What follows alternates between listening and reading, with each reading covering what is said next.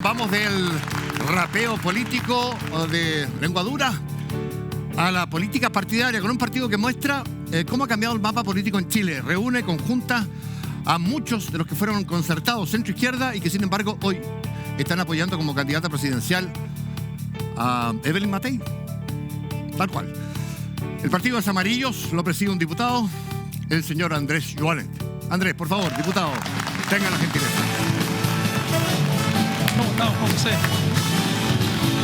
¿Cómo está usted? Bien, pues, muy bien, gracias Encantado. a Dios. Muchachos, gracias. Jóvenes. Buenas noches, bienvenido. Buena música. Oiga, Tom siento, Jones, pues. Elvis Presley. Oye, a Andrés Joanet lo conozco hace muchos años. Así es. Fue panelista de Estado Nacional cuando me tocaba conducir ese programa, y ese programa era un buen programa. Así es. Así que ha pasado horario prime, estelar. Claro. Sí. Oiga, Cambiado. partamos con a los empeñones al tiro. Al tiro. Bueno, Tu candidata, su candidata a diputado. así es. ¿Goza de buena salud la señora Evelyn Matei en materia política o no?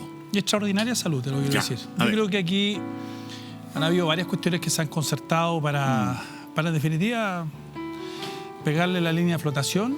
Creo que claramente ya se demostró objetivamente que hubo una campaña en redes sociales brutal, yo creo sucia, muy sucia, para en definitiva destruir su imagen. Creo que eso tuvo efecto. Sí, ¿ah? También hay que reconocer que creo que hubo malas decisiones en algún momento en el comando, en la primera etapa, estoy hablando de 3-4 meses. Se demoró mucho. Andrés es muy experto en análisis político, en ciencia política, en darse cuenta, la candidata y el comando, de que el rival estaba casi como en el sistema binominal antiguo. Sí. Al lado y no al frente era Kast el rival. Yo creo que el tema es que también haya estado mucho tiempo como candidata y por tanto no lleva, digamos, varios meses ya Sí. como la candidata fundamentalmente de los partidos de Chile Vamos. Y yo creo que nos faltó mostrar propuestas, porque por Dios que tiene propuestas. O sea, yo te quiero decir una cosa, el equipo económico tiene los 50 mejores economistas del país. Cuando a algunos les cuesta mostrar economistas o mostrar uno, en fin, Sí, claro. Evelyn Matei tiene 50. Nosotros, Amarillo, cuando nos incorporamos... Oye, 50 y varios pintos, ¿ah? Así es, Mario Pinto. Nosotros cuando nos incorporamos inmediatamente a René Cortázar, José Pablo Arellano, Álvaro Clark. Sí, po. Hay gente que no es militante amarillo, pero muy cercano a nosotros, como José de Gregorio, que este fin de semana pasado señaló que era su candidata. Lo dijo Mico, el economista, ¿no? Que bueno, que si bien era demócrata cristiano, Sí, lo po. más cercano era ella. Entonces, eso por una parte. Ahora, ¿Y alcanza, Andrés, para remontar eso? Te lo pregunto porque en la encrucijada que estamos, y esto la prensa Sí. lo ha especulado hace ya un buen rato. Claro, la pregunta es, mira, llega a agosto, ya estamos en agosto, pero el 18 de agosto, Sí. Matei, o eventualmente se hace el negocio con candidato único, tal vez, podría incluso bajarse Kaiser, se especula, y Kast podría representar a todo el sector. ¿Va a ser candidata sí o sí, crees tú, Matei? ¿Tú ves debajo del agua? ¿Sabes no, ella de va a esto ser mucho más candidata. que yo? Sí, ella va a ser candidata. Yo estoy en el comité político. Además, hoy día está ahí, ya. se incorporó Juan Sutil. Juan Antonio Coloma va a tomar un rol mucho Sí, más po. político para ordenar los partidos también, de alguna manera. Entonces, no, ella va a ser candidata y yo creo que va a ser presidenta de Chile. Y perdona que lo diga, pero yo vengo de la Vale. centroizquierda, vengo de una cultura Sí, po. política distinta. Yo vengo de la concertación. Nosotros, los amarillos, en el fondo, representamos a una parte de la historia de Chile que lo hizo bien. Una parte de la historia de Chile que era difícil, compleja. Yo le digo a los jóvenes que Los mejores están 30 años. Así es, que están mirando este programa, que Chile estaba quebrado completamente. Sí, Venía de una dictadura, venía de una situación difícil y era re fácil llegar y pasar la cuenta y pasar con todo. Y entonces muchos criticaron a Elwin por esa frase, ¿no? En la medida de lo posible. O sea, la medida de lo posible, pues. Yo que soy una persona de fe, creo que lo imposible está dado a Dios. Lo posible lo hacemos nosotros, por una parte. Segundo, cuando Elwin dice civiles y militares, y dice, no, ¿saben qué? Vamos a reconciliarnos. Y en el fondo, con Pinochet ahí, Segovia, no. ¿Y por qué no? ¿Y por qué no le pasamos la cuenta por arriba? No, porque había que dar señales. Y en la línea de Elwin, la línea de Mandela, en esa línea de terminar con la polarización, con la venganza política. Mira, te lo digo yo, Juan José, mi padre fue preso Lo sé, político, lo sé. torturado. Y yo Está en el informe Valls. así es, y no tengo ningún rencor. Ninguno, al contrario, yo creo que el país tiene que reconstruirse porque en el fondo nos estamos perdiendo muy buenos años de oportunidades que hemos entregado. Chile va súper bien. Chile podría hoy día ser un país desarrollado. Pero mira lo que estamos. Saquémonos una radiografía a Chile, si te parece, con Dale. titulares, las cosas que están pasando Dale. en Chile que te preocupan, yo lo sé, y a mí Así es. también, por supuesto. Narcovuelos, ahí está el titular. Militares, 5 exfuncionarios de la FACH en prisión preventiva por tráfico de drogas. Bueno, eso es lamentable, demuestra que el crimen organizado viene echándose muchos años, decidió instalarse en Chile. En Chile, a lo menos hay 4 grupos internacionales de crimen organizado. Estamos hablando del grupo de Sinaloa, estamos hablando del grupo de Golfo de Colombia, estamos hablando de un grupo brasileño que está en el norte, en Santa Cruz de la Sierra y opera en Chile. Estamos hablando del Tren de Aragua. O sea, en Chile nosotros a lo menos tenemos 4 grupos instalados. Según el King College, que es la ANI que tienen los chilenos, perdón, los británicos, el King College, sí. Dice que en Chile se lavan entre 8.000 a 15.000 millones de dólares al año. 8.000 a 15.000. Y eso no son solo las barberías. Ahora, ¿no? ¿qué nos pasó? Era una democracia sana Chile y de repente empezaron a ocurrir este tipo de fenómenos, una penetración incontenible, de una migración incontenible, pero además penetración del crimen organizado, el narcotráfico. Así es. ¿Dónde estamos, Andrés, y cómo salimos? A ver, nos pasó que hubo un país que se empezó a polarizar, que hubo un grupo de jóvenes que a partir del 2006 empezaron a mover toda la atención a la educación, que es muy importante. Sí, pero hay otros temas que estaban pendientes que no nos preocupamos y finalmente toda la atención fue para allá y vino toda una explosión social permanente. El país no solo fue el estallido social, antes también el país tuvo una ebullición social muy fuerte que en algunos sentidos puede haber tenido razón en algunas cosas, pero la verdad se le exigió al Estado más de lo que el Estado puede estar. Y en definitiva, a partir de ahí, nos despreocupamos de cuestiones fundamentales. Por ejemplo, Chile tiene, según la OCDE, un déficit de 40% carabineros, pero la OCDE, 40, dentro de OCDE. 35.000 carabineros. 35.000 carabineros, lo dije yo, lo dijo Carabineros justamente en una comisión de seguridad. Se están formando cada 2 años 3.500 carabineros. ¿Y cuántos se requieren formar? 8.000, que es entre otras una de las propuestas de Evelyn Matei. Con Evelyn Matei vamos a formar 8.000 carabineros cada 2 años, porque además 3.000 van a retiro, además hay 20-25% que están con licencia. Cuando tú te viniste para acá al canal ahora tarde y yo también, nos dimos cuenta que, o sea, no nos encontramos con carabineros en ninguna parte. No. Y no es que no quieran, es que no hay. Ahora, nos pilló sin perro esta cuestión, como Así dicen en es. el campo. Tú eres un hombre nacido en Temuco, Así sabes es. de lo que te estoy hablando. ¿Qué hacemos?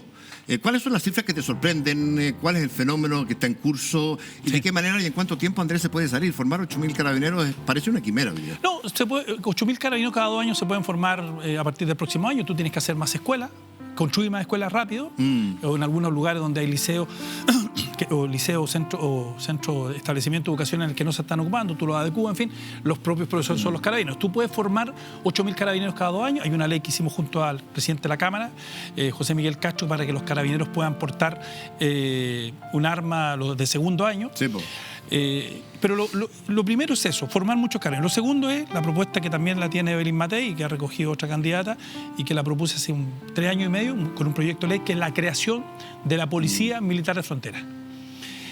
Ahí José Antonio Caz no va a entrar, porque muchos militares no quieren esto. Yo lo hago con los militares, al principio no querían esto. ¿Y por qué no querían esto? Porque los militares dicen, mira, nos van a quitar nuestras capacidades, estamos bien en lo que estamos haciendo, sí, pero el problema es que tenemos una guerra contra el crimen organizado. O sea, si tenemos un terremoto, todos vamos a atender al terremoto, ¿no es cierto?, más allá de las capacidades de cada uno. Hoy día tenemos una catástrofe en materia de seguridad. Hay que, además de cercar y todo eso, hay que poner una nueva Guardia Nacional, una nueva Policía Militar de Frontera que resguarde y se haga responsable. Tipo Estados Unidos, dices tú. Tipo Estados Unidos. Oye, que Andrés, se haga carga de la frontera. La pelea esta la estamos perdiendo en la frontera, pero también en las calles. Así es. En las calles desde el punto de vista del narcotráfico, por supuesto, pero del lavado también. Se habla de barbería, de montón No, lo que te de acabo de decir, negocios 8.000 fachada. a 15.000 millones de dólares al año de Por eso lavado. te digo. Claro. Entonces, ¿cómo echamos ahí? Segunda propuesta, que también la tenemos con Evelyn Matei, es la creación de una policía especial, tipo Ya. MI5 británica. Esto es absolutamente... Los GOPE que tenemos hoy día son súper buenos, etcétera. Son de reacción. Son de reacción, pero público, necesitamos una policía dependiente de carabineros, fundamentalmente, que tú no la conozcas, que tenga garantías constitucionales para entrar, porque pueden haber daños colaterales. Sí, claro. Como los británicos. El MI5 entra y sale, nadie los conoce, nadie sabe. Son jóvenes, son psicológicamente preparados, son técnica y físicamente preparados, y para eso nos demoraremos 3 o 4 años, sacaremos un mejor golpe. Segundo, cárceles, necesitamos a lo menos 5 cárceles, está la propuesta nuestra de Evelyn Matei, donde además vamos a tener un gendarme, eso ya está avanzando, un gendarme en que tú, especial, que ya no va a estar sindicalizado, no va a estar dentro de tu sindicato, pero tú solamente le vas a conocer los ojos. Son cárceles de máxima y alta seguridad. Y por ende no está sujeto a coacción familiar y coimas y de otro tipo. Nadie va a conocerlos. Nadie va a conocerlos. Nadie va a conocer a estos gendarmes, pero por otra parte requerimos la construcción de estos centros penitenciarios que no existen. Lamentablemente en Chile nunca se construyó un centro de máxima y alta. Y lo último, para las personas que están mirando, los presos de máxima y alta no trabajan, por si acaso. Porque la gente dice, no, que vayan a trabajar. Un preso de máxima no puede tener contacto con nadie más. Ese es el malo. Ese es el jefe del Tren de Aragua, el jefe de Jalisco Nueva Generación. Estamos hablando de los malos. Los de alta, que es un escalón más abajo, tampoco pueden trabajar, porque son tipos que no pueden tener contacto con el exterior. Porque se articulan. Claro, porque la gente dice, no, que trabajen, etc. Y algunos populistas, no. Esos tienen que estar presos, condenados, eternamente aislados. Y aislados. Próximo titular, esta es otra corruptela que nos invade, que cada día tenemos noticias nuevas de parte de la Contraloría, en este caso. Ahora dice, cruzó datos con la Superintendencia de Casinos de Juego, licencias médicas, hay 13.000 funcionarios públicos que se fueron a dar la gran vida ahí mientras estaban de permiso para descansar, para recuperarse de sus enfermedades. Y tenemos 25.000 antes que salieron del país. ¿Qué hacemos? Muchos de esos están cruzados y nosotros hemos tenido ayer, Juan José, una comisión secreta, no la puedo revelar, respecto de los militares. Hay una cantidad importante el tema de los militares, por supuesto. Y el problema es que hay carabineros, más de 1.000 carabineros. Sí, ¿qué hacemos ahí si tenemos, además no tenemos déficit de carabineros? Pero es un problema que vamos a tener que resolver en su momento. En el caso de carabineros, pero en el caso de militares, aquellas personas que han incumplido, que han hecho esta falta, porque para cualquier militar, en cualquier momento que salga fuera del país, tiene que avisarle a su superior jerárquico, independiente que sea de vacaciones, como corresponde, si va a salir por cualquier forma. Si tiene permiso, o sea, tiene que tener permiso, pero si ha salido sin permiso, tiene que ser inmediatamente expulsado de la institución. Eso va a ocurrir. Ahora, ¿qué es lo que hacemos? Yo creo que en aquellos casos yo creo que aquellos funcionarios que estuvieron en los casinos o salieron del país, tienen que cesar sus funciones, así de simple. Así nomás. Así nomás. Bueno, perdona, y estos 23, 24, ¿qué pasaba antes? ¿Con la Contraloría? No, esto pasaba siempre. Sí, ¿eh? Lo que pasa por eso que en el fondo se acostumbraron a hacerlo, porque en el fondo así entendí yo, conocí a alguna gente que me dijo, bueno, pues si otros lo hacían, chota, pero bueno, yo decía, porque me llamaban para ver cómo podemos ayudarlo. Yo digo, mire, aquí ley pareja no es dura. Si otros lo hacían, esto se hacía siempre. Lo que pasa es que yo creo que hoy día la mano de la Contraloría es distinta, como corresponde. Una Contraloría que está haciendo su trabajo, claramente antes no lo hacía como correspondía. Y yo creo que tenemos que seguir en esa línea. Próximo titular. A ver. Vamos con... Encuesta Data Influye. Jara 30%, cae 9 puntos. Importante. Esta es la encuesta que hace el sociólogo Axel Callis. Kass sube 4 puntos, llega a 27, le pisa los talones en esta encuesta. En la anterior versión de esta encuesta le daba mucha más distancia a Kass de Jara. ¿Cómo estás mirando la carrera? ¿Cómo estás mirando a Jara? Tú fuiste muchos años militante de la ADC. Así es. La ADC decidió por razones electorales, se ha dicho, plegarse la candidatura a Jara para evitar así desaparecer parlamentariamente. El presidente Frey, el expresidente Frei Ruiz-Tagle, ha dicho que está consternado, creo que fue la palabra que usó, y ha dicho que traicionaron los principios con los que fue fundada la ADC en razón solamente de objetivos electorales. ¿Qué te parece eso de la ADC primero? Bueno, estoy absolutamente de acuerdo con el expresidente Frei Ruiz-Tagle. El presidente Frei Ruiz-Tagle hace mucho tiempo que viene mostrando el estadista que es. Yo me acuerdo, Juan José, tú te acuerdas, porque tú siempre has estado en prensa cuando él en los 90 viajaba por el mundo haciendo los acuerdos comerciales, y yo creo que la oposición muy injustamente los trataba, ¿te acuerdas? Mal por eso. Y mira lo que hizo. Claro. O sea, gracias a eso hoy día todavía tenemos estos acuerdos comerciales que por Dios que nos han beneficiado. Bueno, estoy de acuerdo con eso porque además la democracia cristiana, como principio, yo milité 34 años en la ADC, me fui hace 8 años atrás, fundamentalmente porque sentí que desde el punto de vista ideológico, la ADC se apartó de lo que era el humanismo cristiano. Yo sigo siendo humanista cristiano, ideológicamente, yo conmiro a quien quiera de la democracia cristiana, tener un debate sobre humanismo cristiano cuando quieran, donde quieran, porque creo que la ADC ya dejó de ser humanista cristiana. ¿Y eso es incompatible con Te quiero decir que la CDU alemana. Y la alemana, la democracia cristiana alemana, la Konrad Adenauer terminó relaciones que había tenido relaciones de los 60 con Konrad Adenauer y Frei Montalva. Dame un segundo. Pero la Internacional Demócrata Cristiana y la Democracia Cristiana Latinoamericana han señalado su consternación, su preocupación y su molestia por este acuerdo que es absolutamente contra natura. La democracia cristiana nació para luchar contra el comunismo internacional y miren lo que está hoy día. Próximo titular, revisamos. No le tuvo fe Leonidas Romero a... retiró proyecto que buscaba eliminar el aborto por causal de violación, que está hoy día vigente en nuestra legislatura. Andrés, tengo la sensación que los temas valóricos no se han tomado todavía la campaña. ¿Cómo lo lees tú? Bueno, yo soy una persona, yo quiero decirlo aquí, Sí, yo estoy en contra del aborto, pero entiendo que nosotros tenemos una legislación que ya está, que tiene el aborto en 3 causales y el tema de la violación, que es una cuestión muy dolorosa, tiene que ver con una decisión personal, que es muy compleja. Y a mí me gusta la europea, la alemana. En definitiva, cuando ocurre una situación, se les aconseja para la posibilidad de que tengan esto, y eso hoy día creo que nos está faltando más el acompañamiento, pero creo que esta es una decisión finalmente muy personal, y creo que, bueno, lo de Leonidas pasa por esta cuestión de populismo legislativo que nos ocurre mucho, para hacerse famoso y para decir no tuve apoyo, etcétera. Pero la verdad que yo creo que el tema valórico es muy importante que entre en la discusión. Cuando tú hablas de populismo legislativo, ¿qué ocurre? ¿De qué estás hablando en el Congreso? Estoy hablando que cuando algún parlamentario dice, por ejemplo, poner digamos, estas bombas, digamos... Minas antipersonales. Bueno, a ver, por favor, Parisi dijo que no eran minas antipersonales, se enredó con un colega tuyo porque dijo mina antitanque. Imagínate de lo que estamos hablando. De eso estamos hablando, de populismo y de populismo legislativo. Cuando alguien plantea eso, mire, si la cosa se soluciona de otra forma, lo acabo de decir. Primero, cercar la frontera, hacer la zanja, lo que ustedes quieran, pero policía militar de frontera, eso es concreto. Pero usted no puede a una mamá con un niño que vienen por ahí, usted no le puede dar una mina antipersonal. Yo he estado 4 veces en Colchana, a mí me lo cuenta. 4 veces, he estado en Chacayuta. He filmado cuando entran los tipos en Chacayuta de forma ilegal. He estado en el campamento. Hay gente que viene con dolor. Hay gente de verdad que, porque lo que está haciendo, el tema fundamental y lo que yo siempre he señalado, que el tema Maduro, yo lo que no entiendo, el liderazgo latinoamericano, ¿por qué no ha sacado a Maduro de Venezuela? Porque Maduro está de forma ilegal, es un dictador, pero él amañó las elecciones, hizo fraude.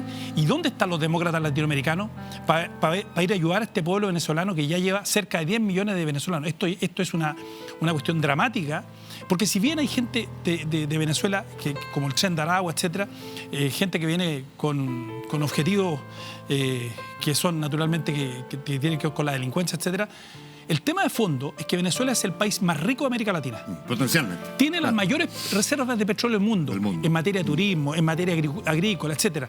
Y la verdad, lo que hay que hacer es trabajar y jugarse internacionalmente para que caiga Maduro. Ese es el tema. Maduro estuvo a punto. ¿Y dónde estaban los liderazgos? Yo le pido al mismo presidente Boris que habla harto. ¿Por qué no armó una confederación de presidentes para sacar a Maduro? Eso es liderazgo internacional, no dar declaraciones, sacar a Maduro del objetivo. El día que saquemos a Maduro, se nos van a resolver muchos de los problemas que tenemos en materia migratoria en Chile. Nos queda un titular, a ver, ¿cuál es el que viene? Diputado desaforado Francisco Pulgar logra patrocinios para inscribir candidatura independiente del Senado. Está formalizado por delitos de violación y abuso sexual de menor de 14 años, un tema bien duro, bien difícil. Sí. Conoce, me imagino, al diputado Pulgar. Sí, lo conozco. Andrés, ¿en qué estamos en el Congreso? ¿En qué nivel estamos? Tú decías, yo he estado muchos años en política, entrevistando a muchos políticos, y la verdad de las cosas es que tengo la sensación de que, y esto lo comparten algunos otros analistas, yo soy periodista nomás, debe ser el Congreso, la Cámara de Diputados, con excepciones como la suya, maestro, pero de las más malitas que yo me acuerdo. O sea, yo creo que la política la hemos degradado de tal forma y hemos normalizado la degradación política. Esto mismo que yo acusé que se ha hecho con Evelyn Matei, y creo que le faltó fuerza a José Antonio Kast para haber sacado a la gente. O sea, este señor Guzmán de Valdivia, que dijo que estaba mal de la cabeza, etcétera, que es candidato a diputado, yo lo expulso del partido inmediatamente. ¿Dónde está la ética política? O sea, estamos hablando de ética, y yo creo que nosotros hemos degradado. Cuando yo hice la alusión a Elwin, ¿te acuerdas, no? Sí, o sea, y a todos esos políticos, ¿no? Tanto de derecha, izquierda, estoy pensando en Sergio Díez, estoy pensando en ese tipo de gente. Uno habla de gente que más allá de la diferencia política que legítima que haya, hay una cuestión de ética. Hoy día, Gabriel Valdés, en fin. Ahora, el tema de fondo es que hoy día en el Parlamento efectivamente hay una degradación, yo lo veo en mis colegas. Cualquier cosa, la descalificación, las polarizaciones que hay entre el Partido Republicano y el Partido Comunista, el Frente Amplio, es brutal en la Cámara. Y lo cierto es que el nivel a veces denigra la política. Hemos tenido una serie de casos de escándalos y de legislaturas que la verdad uno dice en qué estamos, pero la verdad no, hay que seguir, porque en el fondo la política es la que le cambia la vida a las personas. No, por supuesto, pero Pulgar, ¿tú crees debería legítimamente regresar al Congreso? Yo no sé si él debiera legítimamente, porque en el fondo él está en un proceso, tiene que demostrarse su culpabilidad, pero a mí me parece que una persona que esté en ese nivel de procesamiento no debiera volver al Congreso. Tener un espacio político. Tener un espacio político, o sea, debiera preocuparse de su defensa. Y eso también habla, digamos, si la gente lo patrocina, no lo será. Sí, pero vamos a revisar, Andrés Jonet, parte de tu historia de vida con fotografías tuyas. A ver, vamos con la primera. ¿Con quién está? Mi padre y mi cuñado, Rubén, los dos Fíjate, están. Lamentablemente, mi cuñado también ya falleció hace unos años, mi padre falleció el año pasado. Me emociona mucho porque mi papá, un hombre extraordinario, murió con 96 años. Fíjate. Sí, y era un tipo entrañable, un tipo además, un buen hombre, ¿eh? Sacó su familia. Nosotros somos 16 hermanos. Escuché. Oiga, este caballero tenía varias virtudes, ¿ah? Así es. Y un hombre bueno, ¿eh? Un hombre muy coherente, muy consecuente. ¿Y esa parte de la historia de la vida de tu papá que lo llevó a ser detenido y torturado y a aparecer en el informe de Balich, ¿cómo la recuerdas? Bueno, yo tenía más o menos 10 años, pero recuerdo perfectamente la imagen de mi padre volver canoso. Mira. Y después tratar de salir adelante, pero nunca nos inculcaron el odio. Esto se conversó mucho tiempo después.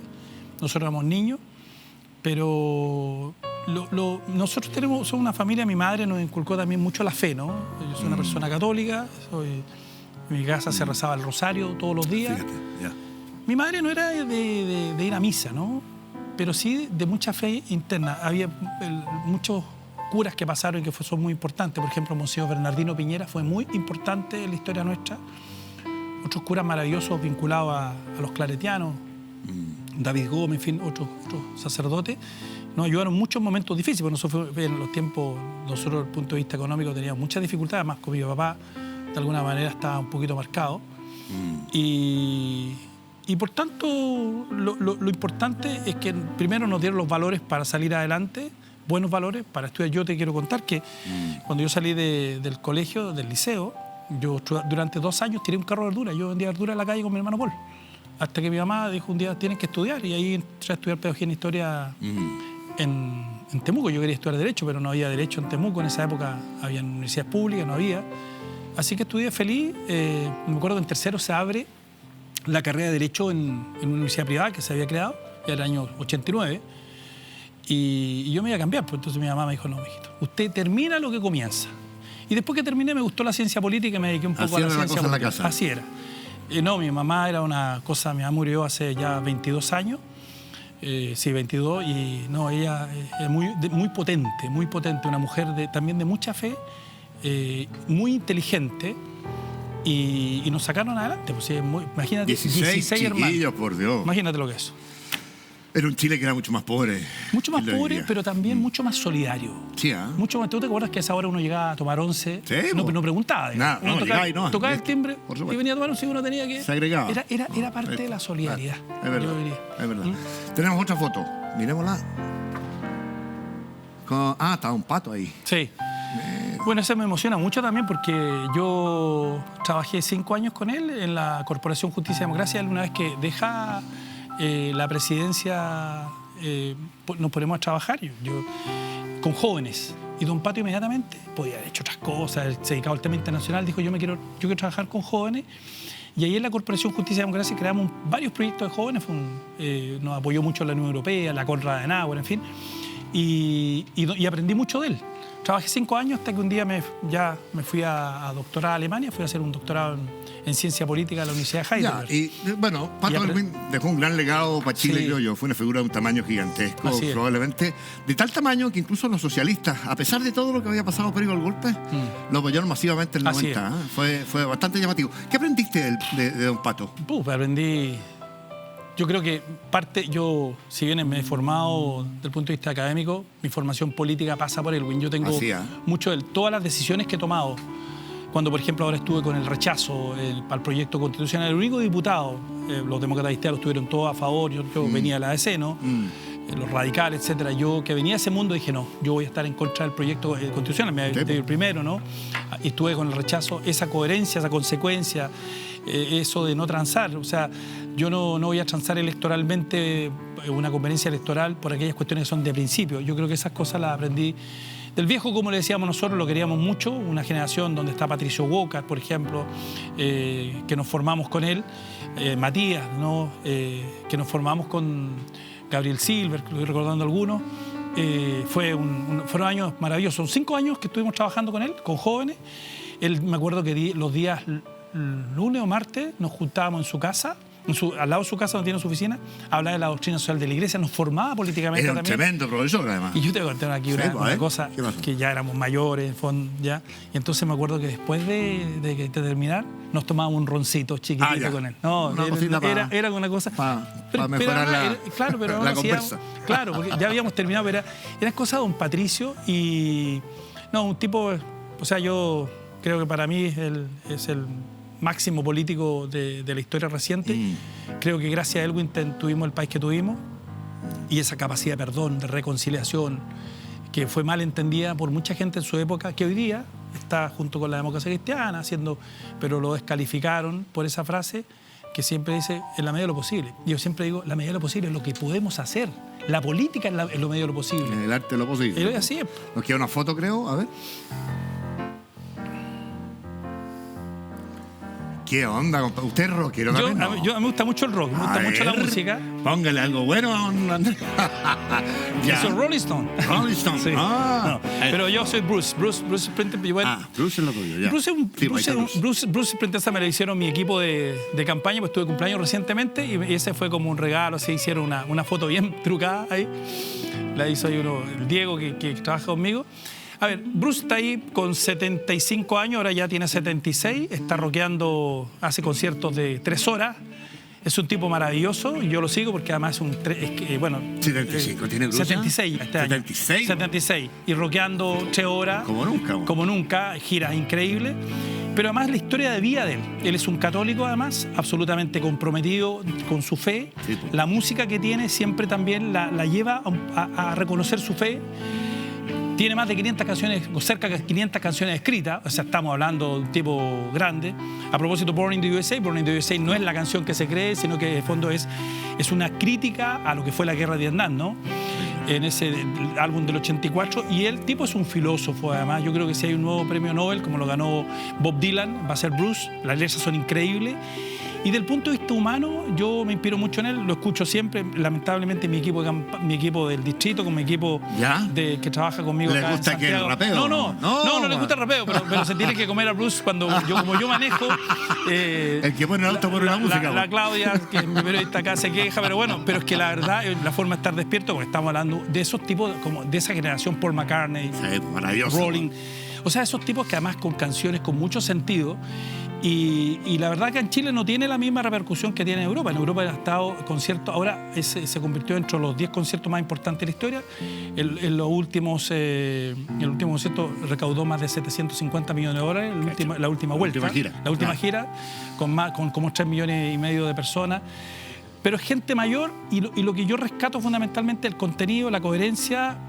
Ahora en su última gira, que se llama Land, Hope, Dream, La Tierra, Esperanza, Los Sueños, es una crítica muy dura contra Trump por el tema de Trump que está expulsando gente, etc. Y hay parte en su locución diciendo, en esta América que hemos conocido, esta América que ha sido la democracia, hoy se están expulsando a niños, se están encarcelando a niños, una cuestión muy fuerte. Entonces, es un músico político cuando vino a Chile, yo quiero recordar, en el Movistar Arena, le hizo un homenaje a Víctor Jara precioso, cantó Manifiesto Víctor Jara, en una de las mejores versiones que yo he escuchado. Entonces, a mí me inspira mucho, así como me inspira Elwin, como lo dije, mi padre. Qué notable, ¿cuánta pasión tienes ahí metida? Mucha, porque a mí me gusta el rock y me gusta mucho Bruce. Oye, te propongo antes de irnos un jueguito que tenemos que se llama Eligiendo. Vamos. Vamos a elegir, ¿o no?